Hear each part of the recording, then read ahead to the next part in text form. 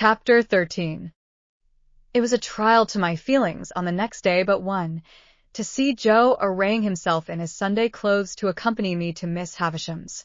However, as he thought his court suit necessary to the occasion, it was not for me to tell him that he looked far better in his working dress, the rather because I knew he made himself so dreadfully uncomfortable, entirely on my account, and that it was for me he pulled up his shirt collar so very high behind that it made the hair on the crown of his head stand up like a tuft of feathers.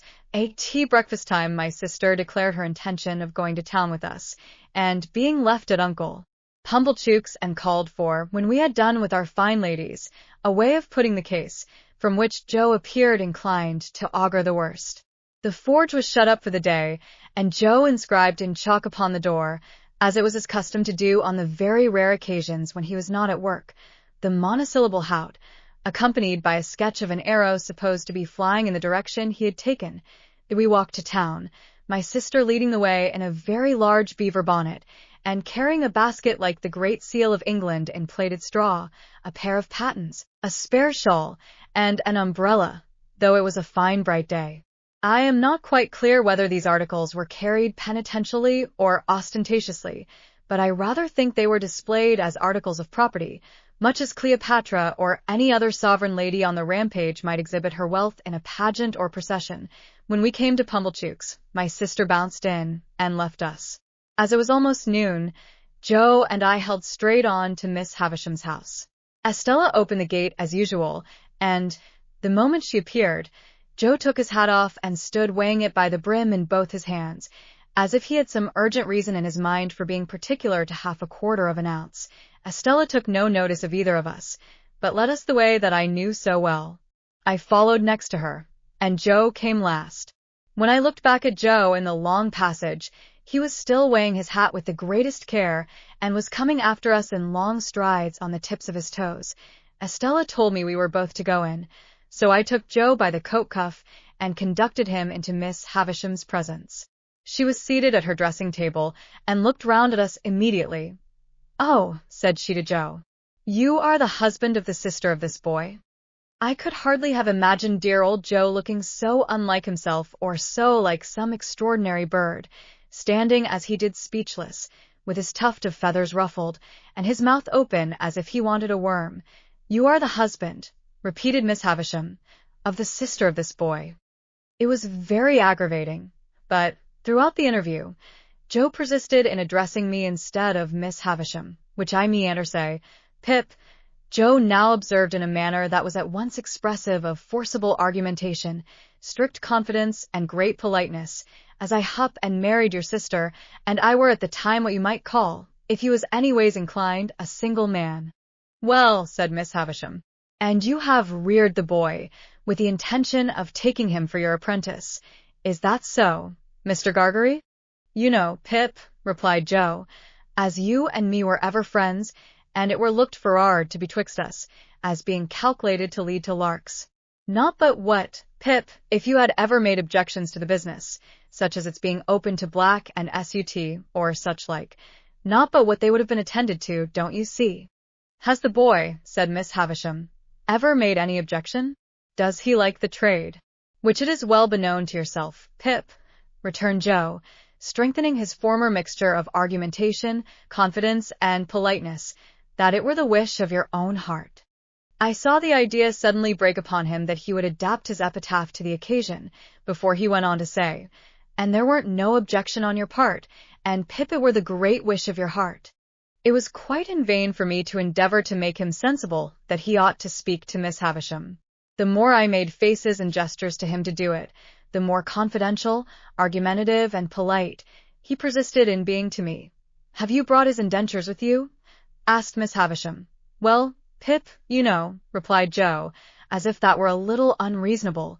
"You yourself see me put 'em in my 'at, and therefore you know as they are here." With which he took them out, and gave them, not to Miss Havisham, but to me. I am afraid I was ashamed of the dear good fellow. I know I was ashamed of him, when I saw that Estella stood at the back of Miss Havisham's chair, and that her eyes laughed mischievously. I took the indentures out of his hand and gave them to Miss Havisham. You expected, said Miss Havisham, as she looked them over. No premium with the boy? Joe, I remonstrated, for he made no reply at all. Why don't you answer? Pip, returned Joe, cutting me short as if he were hurt, which I meanter say that were not a question requiring a answer betwixt yourself and me, and which you know the answer to be full well no. You know it to be no, Pip, and wherefore should I say it? Miss Havisham glanced at him as if she understood what he really was better than I had thought possible, seeing what he was there, and took up a little bag from the table beside her. Pip has earned a premium here, she said, and here it is. There are 25 guineas in this bag. Give it to your master, Pip. As if he were absolutely out of his mind with the wonder awakened in him by her strange figure and the strange room, Joe, even at this pass, persisted in addressing me. This is very liberal on your part, Pip, said Joe, and it is as such received and grateful welcome, though never looked for, far nor near, nor nowheres. And now, old chap, said Joe, conveying to me a sensation, first of burning and then of freezing, for I felt as if that familiar expression were applied to Miss Havisham. And now, old chap, may we do our duty? May you and me do our duty, both on us, by one and another, and by them which your liberal present hath conveyed, to be, for the satisfaction of mind of, them as never. Here Joe showed that he felt he had fallen into frightful difficulties, until he triumphantly rescued himself with the words, and for myself far be it. These words had such a round and convincing sound for him that he said them twice. Goodbye, Pip, said Miss Havisham. Let them out, Estella. Am I to come again, Miss Havisham? I asked. No. Gargery is your master now. Gargery. One word. Thus calling him back as I went out of the door, I heard her say to Joe in a distinct emphatic voice, The boy has been a good boy here, and that is his reward. Of course, as an honest man, you will expect no other and no more. How Joe got out of the room, I have never been able to determine, but I know that when he did get out he was steadily proceeding upstairs instead of coming down, and was deaf to all remonstrances until I went after him and laid hold of him. In another minute we were outside the gate, and it was locked, and Estella was gone. When we stood in the daylight alone again, Joe backed up against a wall and said to me, Astonishing! And there he remained so long saying, Astonishing at intervals, so often, that I began to think his senses were never coming back. At length he prolonged his remark into, Pip, I do assure you this is astonishing, and so, by degrees, became conversational and able to walk away. I have reason to think that Joe's intellects were brightened by the encounter they had passed through, and that on our way to Pumblechook's he invented a subtle and deep design. My reason is to be found in what took place in Mr. Pumblechook's parlor, where, on our presenting ourselves, my sister sat in conference with that detested seedsman. Well, cried my sister, addressing us both at once. And what's happened to you? I wonder you condescend to come back to such poor society as this. I am sure I do. Miss Havisham, said Joe, with a fixed look at me, like an effort of remembrance, made it very particular that we should give her. Were it compliments or respects, Pip? Compliments, I said. Which that were my own belief, answered Joe. Her compliments to Mrs. J. Gargery. Much good they'll do me, observed my sister, but rather gratified too, and wishing, pursued Joe, with another fixed look at me, like another effort of remembrance, that the state of Miss Havisham's health were such as would have, allowed, were it Pip? Of her having the pleasure, I added. Of ladies' company, said Joe, and drew a long breath. Well, cried my sister, with a mollified glance at Mr. Pumblechook. She might have had the politeness to send that message at first, but it's better late than never. And what did she give young Randipole here? She give him, said Joe, nothing. Mrs. Joe was going to break out, but Joe went on. What she give, said Joe. She give to his friends. And by his friends, were her explanation, I mean into the hands of his sister, Mrs. J. Gargery. Them were her words. Mrs. J. Gargery.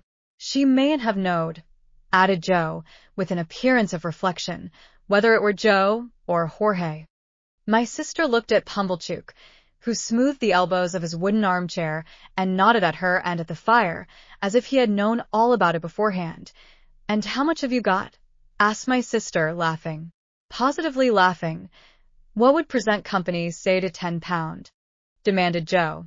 They'd say, returned my sister, curtly, pretty well. Not too much, but pretty well. It's more than that then, said Joe. That fearful impostor, Pumblechook, immediately nodded and said, as he rubbed the arms of his chair, it's more than that, Mum. Why, you don't mean to say, began my sister. Yes, I do, Mum, said Pumblechook. But wait a bit. Go on, Joseph. Good in you. Go on. What would present company say, proceeded Joe, to £20? Handsome would be the word, returned my sister. Well then, said Joe, it's more than £20. That abject hypocrite, Pumblechook, nodded again and said, with a patronizing laugh, it's more than that, Mum. Good again. Follow her up, Joseph.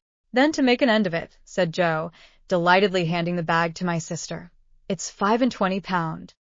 It's £25, Mum, echoed that basest of swindlers, Pumblechook, rising to shake hands with her. And it's no more than your merits, as I said when my opinion was asked, and I wish you joy of the money. If the villain had stopped here, his case would have been sufficiently awful, but he blackened his guilt by proceeding to take me into custody, with a right of patronage that left all his former criminality far behind. Now you see, Joseph and wife, said Pumblechook, as he took me by the arm above the elbow, I am one of them that always go right through with what they've begun. This boy must be bound out of hand. That's my way. Bound out of hand. Goodness knows, Uncle Pumblechook, said my sister, grasping the money, we're deeply beholden to you. Never mind me, Mum, returned that diabolical corn chandler. A pleasure's a pleasure all the world over. But this boy, you know, we must have him bound. I said I'd see to it, to tell you the truth. The justices were sitting in the town hall near at hand, and we at once went over to have me bound apprentice to Joe in the magisterial presence. I say we went over, but I was pushed over by Pumblechook, exactly as if I had that moment picked a pocket or fired a rick. Indeed, it was the general impression in court that I had been taken red-handed, for, as Pumblechook shoved me before him through the crowd, I heard some people say, what's he done? And others, he's a young un, too, but looks bad, don't he? One person of mild and benevolent aspect even gave me a tract ornamented with a woodcut of a malevolent young man fitted up with a perfect sausage shop of fetters, and entitled to be read in my cell. The hall was a queer place, I thought, with higher pews in it than a church, and with people hanging over the pews looking on, and with mighty justices, one with a powdered head, leaning back in chairs, with folded arms, or taking snuff, or going to sleep, or writing, or reading the newspapers, and with some shining black portraits on the walls, which my unartistic eye regarded as a composition of hardbake and sticking plaster. Here, in a corner, my indentures were duly signed and attested, and I was bound, Mr. Pumblechook holding me all the while as if we had looked in on our way to the scaffold, to have those little preliminaries disposed of, when we had come out again, and had got rid of the boys who had been put into great spirits by the expectation of seeing me publicly tortured, and who were much disappointed to find that my friends were merely rallying round me. We went back to Pumblechook's. And there my sister became so excited by the 25 guineas, that nothing would serve her but we must have a dinner out of that windfall at the Blue Boar, and that Pumblechook must go over in his chaise cart, and bring the Hubbles and Mr. Wopsle. It was agreed to be done, and a most melancholy day I passed. For it inscrutably appeared to stand to reason, in the minds of the whole company, that I was an excrescence on the entertainment. And to make it worse, they all asked me from time to time, in short, whenever they had nothing else to do, why I didn't enjoy myself. And what could I possibly do then, but say I was enjoying myself, when I wasn't? However, they were grown up and had their own way, and they made the most of it.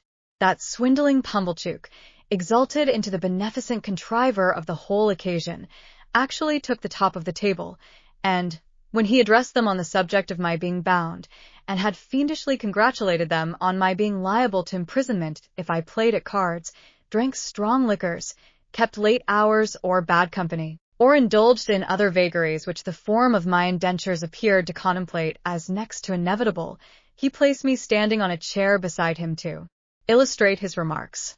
My only other remembrances of the great festival are that they wouldn't let me go to sleep, but whenever they saw me dropping off, woke me up and told me to enjoy myself. That, rather late in the evening, Mr. Wopsle gave us Collins's ode, and threw his blood-stained sword in thunder down, with such effect that a waiter came in and said, "The commercials underneath send up their compliments, and it wasn't the Tumbler's Arms." That they were all in excellent spirits on the road home, and sang, "O Lady Fair," Mr. Wopsle taking the bass, and asserting with a tremendously strong voice, in reply to the inquisitive bore who leads that piece of music in a most impertinent manner, by wanting to know all about everybody's private affairs, that he was the man with his white locks flowing, and that he was upon the whole the weakest pilgrim going. Finally, I remember that when I got into my little bedroom, I was truly wretched, and had a strong conviction on me that I should never like Joe's trade. I had liked it once, but once was not now.